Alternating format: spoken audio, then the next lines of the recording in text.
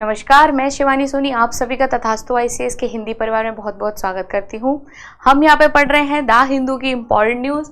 तो देखते हैं आज हमारे पास द हिंदू में क्या है। आज है 21 जनवरी और दिन है मंगलवार। चलिए देखते हैं आज हमारे पास न्यूज़ में क्या है। न्यूज़ पे चलने से पहले आपको कुछ तथास्तु आईसीएस की तरफ से इन्फॉर्मेशन कि यूपीएससी प्रीलिम्स की टेस्ट सीरीज चल रही है प्री श्योर के नाम से। 15 दिसंबर से ये टेस्ट सीरीज स्टार्ट हुई है। तो जिन लोगों को इस बार यूपीएससी का प्रीलिम्स देना है तो ये कोर्स एक बार विजिट कर सकते हैं ताकि उनकी प्रीलिम्स की तैयारी जो है वो और अच्छे से सामने आ पाए और उनकी गलतियों को अच्छे से वो अपनी देख पाए कि कहाँ गलतियां हो रही हैं और उसको अच्छे से सुधार कर पाए। ठीक है, जीएस फाउंडेशन का मॉर्निंग बैच जो कि दिसंबर से स्टार्ट हुआ है, साथ ही साथ पीएसआईआर ऑप्शनल जो कि पढ़ाया जा रहा है मनोज सर के द्वारा, ये बैच स्टार्ट हो रहा है 28 जनवरी से। तो जिन लोगों का पीएसआईआर ऑप्शनल है तो ये कोर्स एक बार विजिट कर सकते हैं। यूपीएससी मेंटरशिप प्रोग्राम जिसका नाम है पार सारथी, ये स्टार्ट हो रहा है 10 फरवरी से। तो यहाँ आपको बेस्ट मेंटोर मिलेंगे जो आपकी तैयारी को इनहेंस करने की कोशिश करेंगे।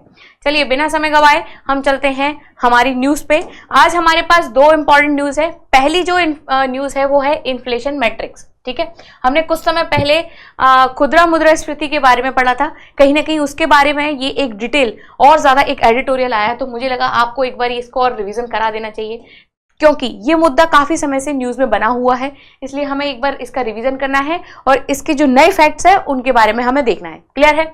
वहीं दूसरी न्यूज जो हमारी बता रही है कि गवर्नमेंट प्लान कर रही है किसके लिए, मोबिलिटी सेक्टर के लिए। ठीक है, मोबिलिटी सेक्टर में हमें भारत को एक हब के रूप में सामने लेके आना है जो कि कहीं ना कहीं कहा गया है हमारे माननीय प्रधानमंत्री जी के द्वारा। तो हम देखेंगे मोबिलिटी हब क्या होता है, इन सेक्टर से हमें क्या फायदे हो सकते हैं, भारत का विश्व में मोबिलिटी हब में कौन सा स्थान है। तो चलिए बने रहिए और देखते हैं हम हमारी दोनों इंपॉर्टेंट न्यूज को।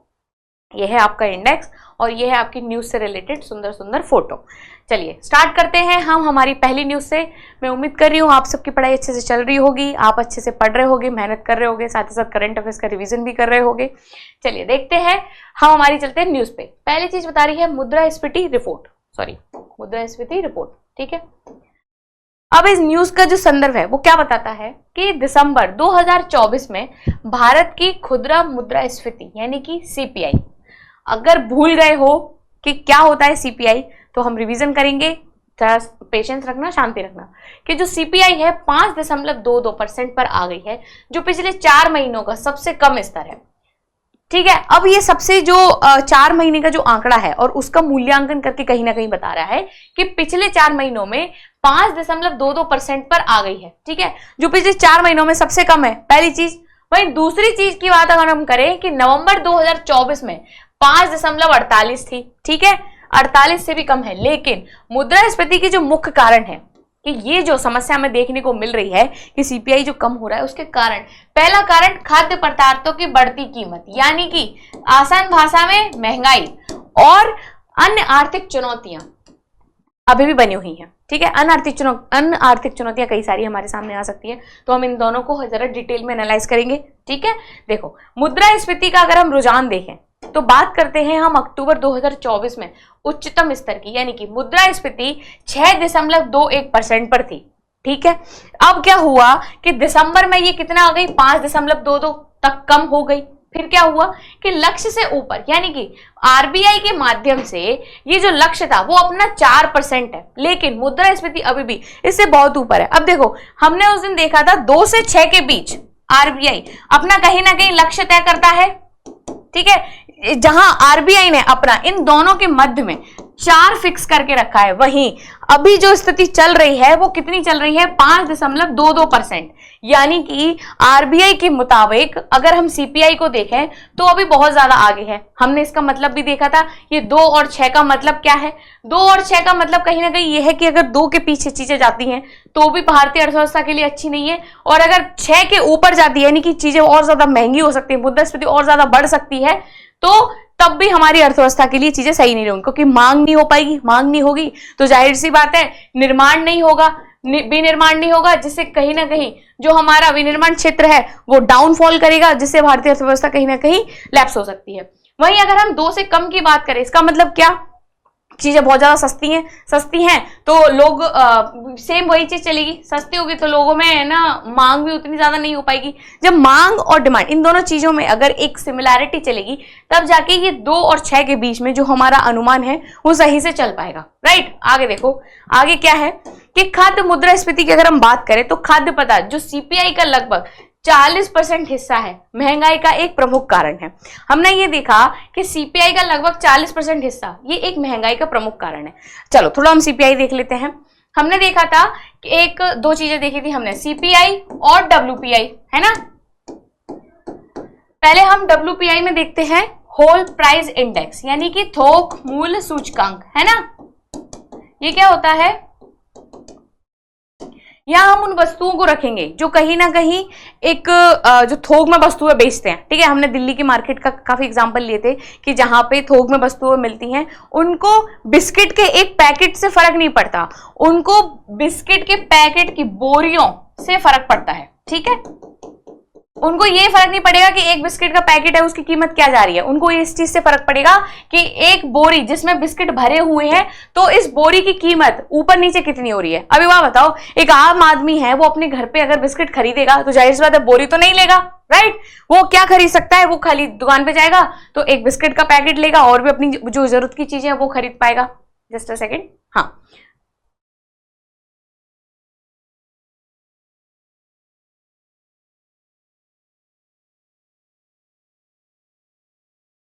हम देख रहे थे सीपीआई और डब्ल्यूपीआई, ठीक है। हम बात कर रहे थे डब्ल्यूपीआई की।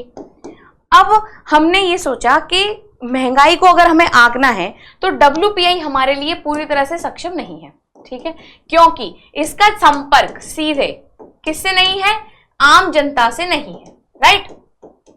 फिर हम लेके आए सीपीआई यानी कि कंज्यूमर प्राइस इंडेक्स, उपभोक्ता मूल्य सूचकांक।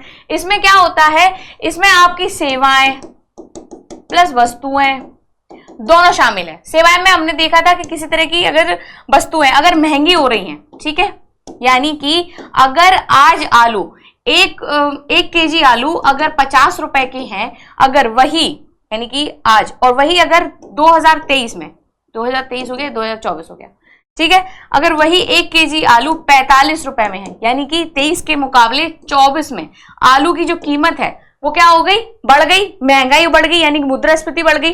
वही अगर हम सेवाओं की बात करेंगे तो सेवाओं में हम क्या देख रहे हैं, जैसे मान लो 2023 में एक डॉक्टर की फीस है ना कितनी थी, 500 रुपए थी, वहीं 2024 में उस डॉक्टर की फीस कितनी हो गई, 400 रुपए हो गई, यानी कि जो सेवाएं हैं वो भी बढ़ गई। डॉक्टर नहीं और भी बहुत सारे, जैसे शिक्षक, ठीक है, अगर आप किसी शिक्षक से पढ़ रहे हो और बदले में आप उसको ट्यूशन फीस दे रहे हो तो पहले शिक्षक कम पैसे लेता था, लेकिन अब महंगाई बढ़ गई, इसके चलते अगर शिक्षक ने भी अपनी फीस बढ़ा दी, ठीक है, तो वही कहीं ना कहीं हम कहेंगे कि सेवाओं में भी जो महंगाई है वो बढ़ी हुई है। सीपीआई समझ में आ गया, ठीक है। आप अगर एक सब्जी लेते हो, तेल, आप राशन का सामान लेते हो, वो कहीं ना कहीं ये जो सारे पैमाने चलेंगे वो कहीं ना कहीं सीपीआई में चलेंगे। क्यों, ताकि आप ग्राउंड रूट लेवल पे आपको पता चले कि कितनी ज्यादा महंगाई हुई है और कितनी ज्यादा महंगाई कम हुई है। क्लियर है इस बात को। आगे देखो, आगे क्या है,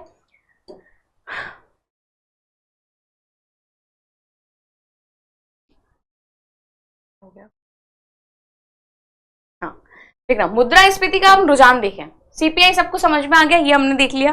देखो, खाद्य पदार्थ जो सीपीआई का 40% हिस्सा है, महंगाई का प्रमुख कारण है, पहले हमने देखा। दूसरी चीज, दिसंबर में कमी नरमी देखी कि खाद्य मुद्रास्फीति नवंबर में 9.04 से घटकर 8.39% हो गई थी। ये हमने डिस्कस किया था। हमने उस टाइम पे ये बात करी थी कि जो त्योहार के जो टाइम होते हैं, ठीक है, त्योहारों के समय पे लोग बाग क्या करते हैं कि अपने घरों को सजाते हैं, कपड़े खरीदते हैं, मिठाई खरीदते हैं, ठीक है, कहीं ना कहीं लोगों के अंदर मांग उत्पन्न होती है, और मांग उत्पन्न होती है तो वो मार्केट में पैसा खर्च करेंगे और पैसा मार्केट में फ्लो होगा,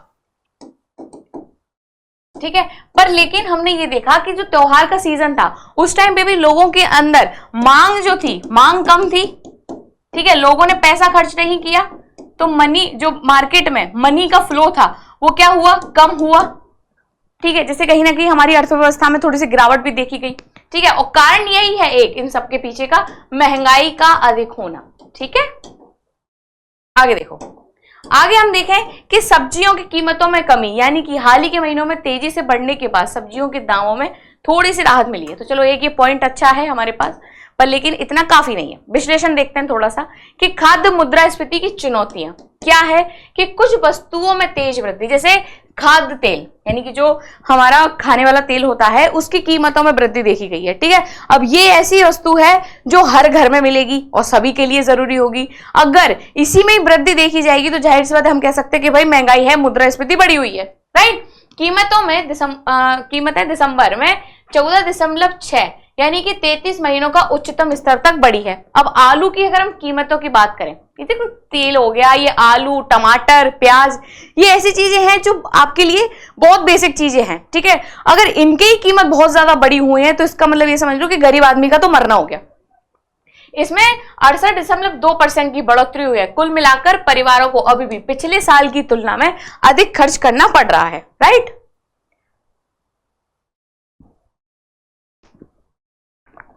आगे देखो, अगर हम बात करें हमारे WPI की यानी कि थोक मूल्य मुद्रास्फीति सूचकांक की बात करें तो थोक कीमतों में तेजी का मतलब है कि कंपनियां उपभोक्ताओं पर और अधिक डाल सकते हैं, जैसे चीजें और ज्यादा क्या हो सकती है, महंगी हो सकती है। राइट, इसका इफेक्ट देखते हैं कि मुद्रा मौद्रिक नीति पर असर यानी कि RBI पर दबाव। अब जब लगेगा कि इतनी ज्यादा मार्केट में चीजें फ्लक्चुएट हो रही हैं कि RBI ने कुछ टारगेट सेट किया है और उसके बाद भी चीजें इतनी ज्यादा बढ़ी हुई हैं, तो RBI पे अपने आप एक असर बढ़ेगा, दबाव बढ़ेगा कि मुद्रास्फीति को काबू में करने के लिए, आर्थिक विकास को प्रोत्साहित करने के बीच में संतुलन बनाना चाहिए। अब RBI यहाँ अपने टूल निकाले, ब्याज दर निकाले, repo rate, reverse repo rate, ये जो सारी चीजें अगर RBI कदम उठाती तो कहीं ना कहीं मार्केट को संतुलित किया जा सकता है। राइट, ब्याज दरों में कटौती, जो कि मैं आपको बता रही हूं कि मुद्रास्फीति में कमी से RBI फरवरी 2025 में ब्याज दरों में कटौती का फैसला कर सकता है।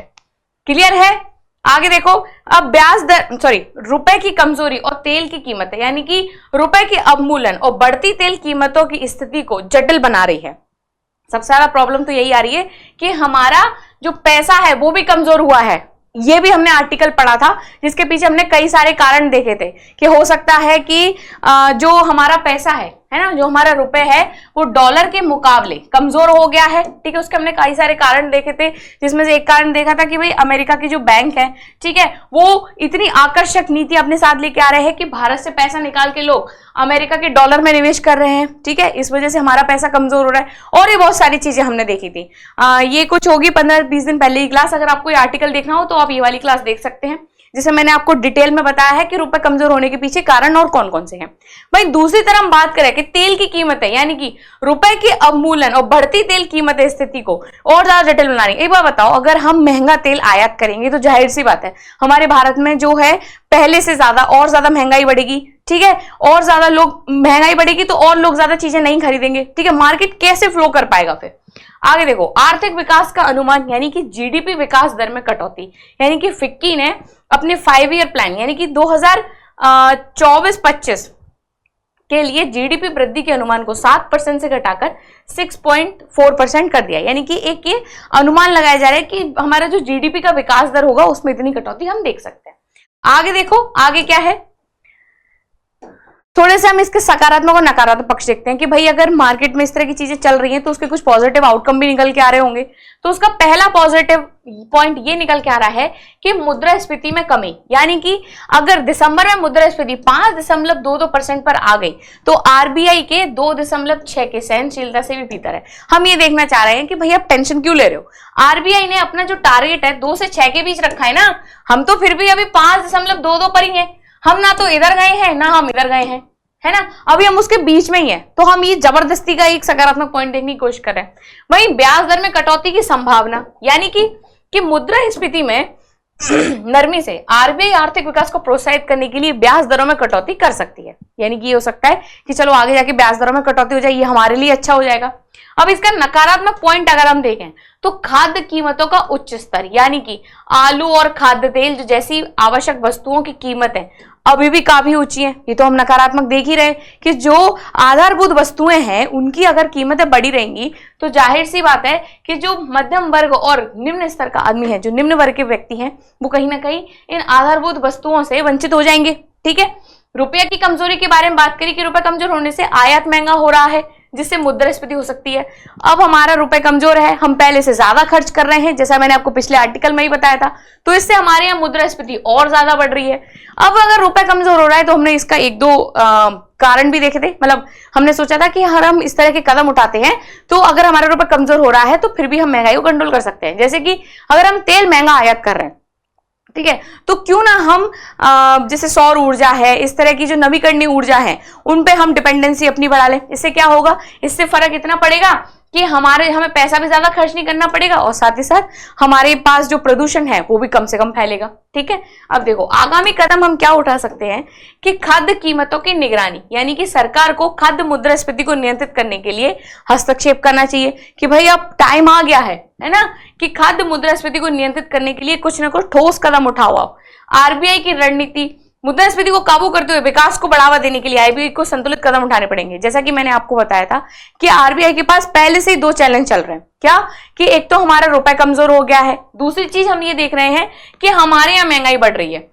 तो आरबीआई को इस तरह के कदम उठाने की जरूरत है कि भारत में भी महंगाई को कम से कम किया जाए और विदेशों से भी अगर आप सामान खरीद रहे हो तो उसके लिए आपको डबल रेट ना देनी पड़े, है ना, ताकि आप बाहर भी महंगाई को मेंटेन कर पाओ और अपने देश के अंदर भी आप महंगाई को मेंटेन कर पाओ। राइट, रुपए की स्थिरता यानी कि रुपए को स्थिर करने के लिए कदम उठाने की जरूरत है ताकि आयातित मुद्रास्फीति पर नियंत्रण रखा जा सके। क्लियर है, ये है हमारे आगामी कदम। चलते हैं हम हमारे सवाल पे, देखते हैं कि आज हमारा प्रीलिम्स का क्वेश्चन है। मैं देखती हूँ आपको कितना आर्टिकल समझ में आया।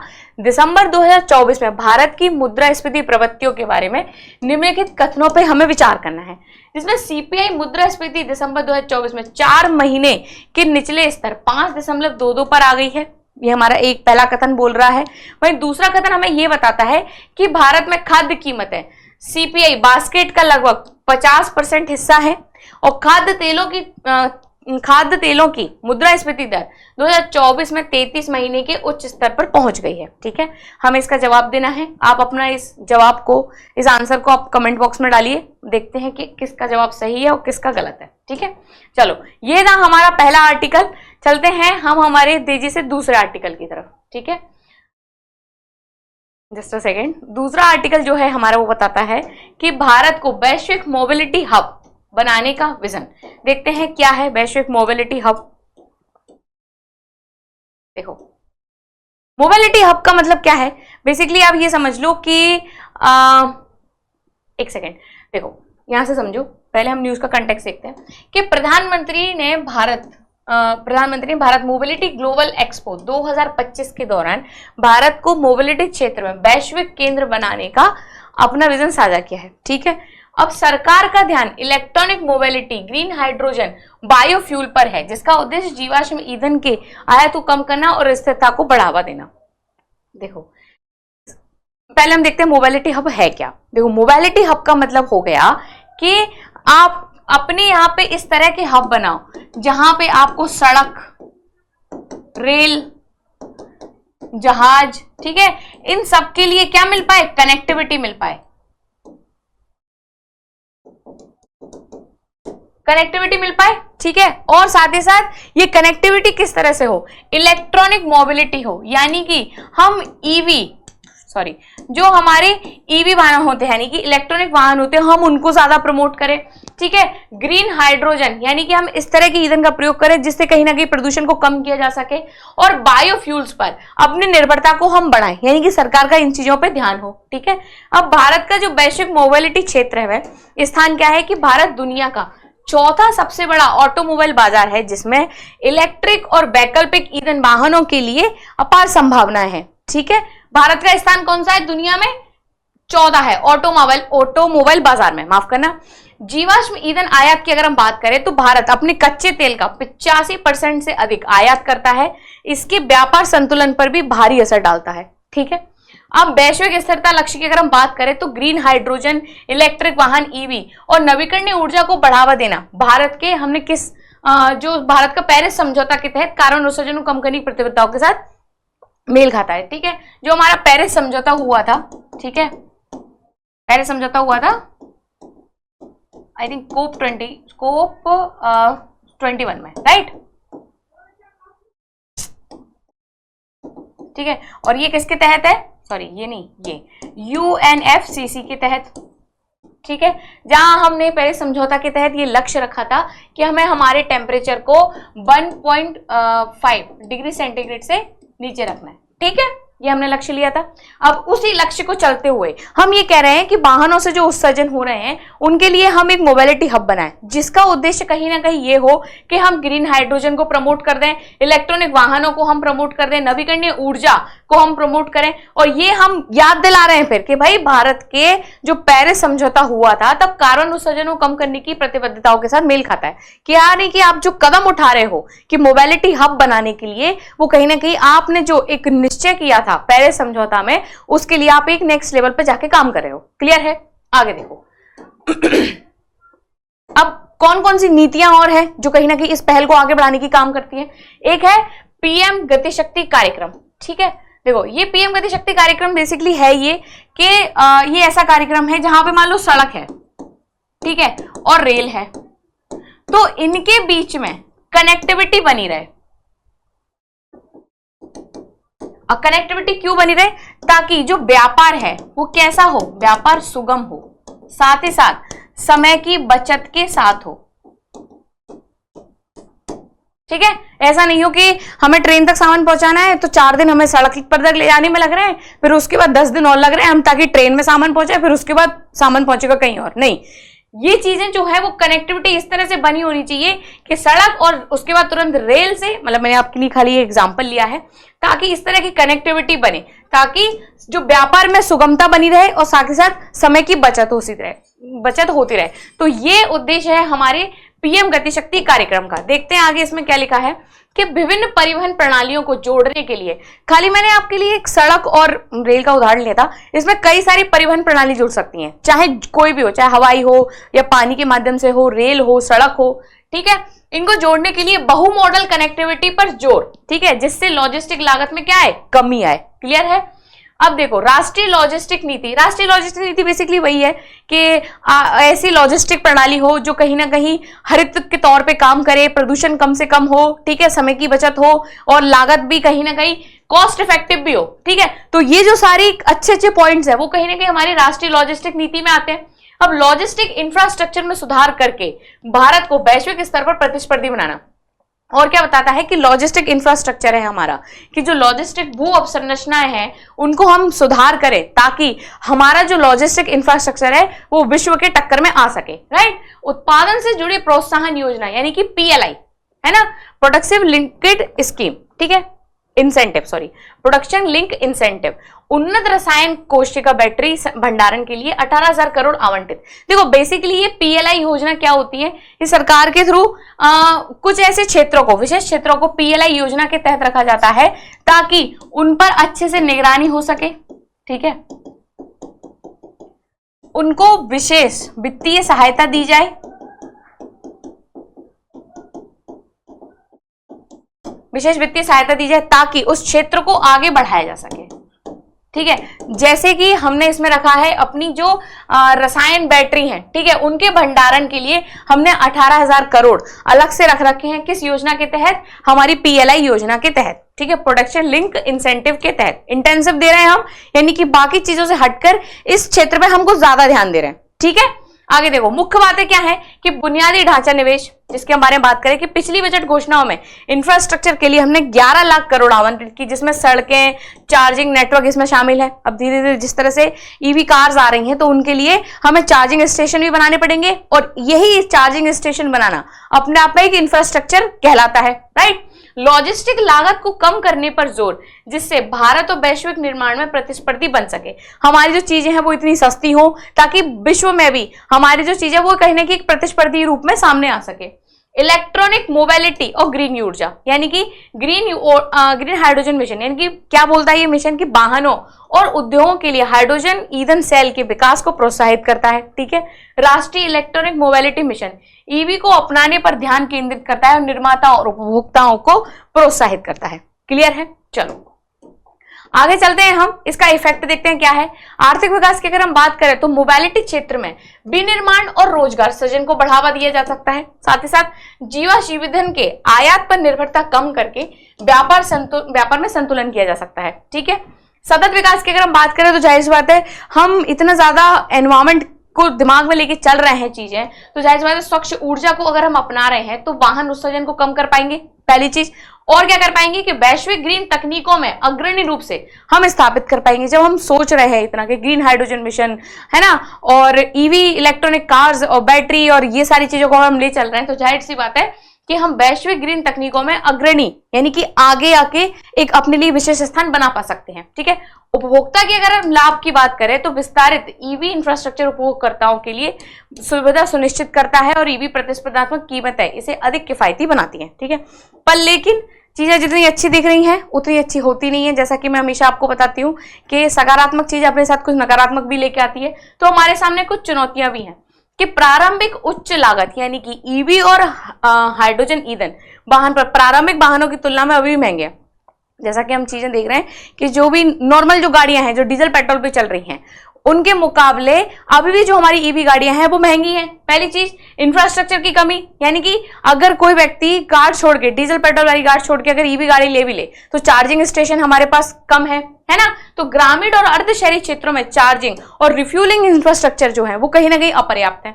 तकनीकी पर निर्भरता यानी कि बैटरी तकनीकी और लिथियम जैसे जो कच्चे माल है उन पे भी अभी हम आयात पर निर्भरता, यानी कि हमारे पास जो लिथियम के जो भंडार है वो इतने कम है, इसलिए अभी भी हम लिथियम के लिए कहां से निर्भर हैं, हम अन्य देशों पर निर्भर हैं। ठीक है, हम अन्य देशों से मंगाते हैं और मंगाने के चक्कर में हमारे यहाँ पे क्या होती है, चीजें और ज्यादा महंगी होती है, इसलिए चीजें सस्ती नहीं हो पा रही है। ठीक है, तो ये कुछ चुनौतियां हैं आपके सामने।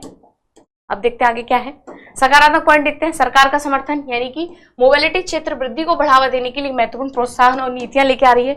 वैश्विक प्रतिस्पर्धा हो सकती है ये, यानी कि अगर हम इस तरह से पीएल योजना जैसी पहल को में हम निवेश को आकर्षित करते हैं तो कहीं ना कहीं नवाचार बढ़ सकता है और पर्यावरण लाभ तो हम देख ही रहे हैं, पर नकारात्मक भी है। जैसा कि अभी हमने चुनौतियों में चर्चा की कि धीमी स्वीकृति दर यानी कि उच्च प्रारंभिक लागत और जागरूकता की कमी सामूहिक स्वीकृति में क्या लाती है, बाधा लेके आ सकती है। आपूर्ति श्रृंखला पर निर्भरता यानी कि ईवी बैटरी और घटकों के लिए भारी आयात निर्भरता बनी हुई। वही लॉजिस्टिक लागत की अगर हम बात करें तो नीतियों के बावजूद भारत की जो लॉजिस्टिक लागत है अभी भी मानकों से बहुत ज्यादा अधिक है। यानी कि हम मोबिलिटी हब बनाने की बात कर रहे हैं, पर लेकिन जो आधारभूत चीजें हैं उसके वो उन चीजों के लिए भारत अभी बहुत ज्यादा पीछे है, कमजोर है।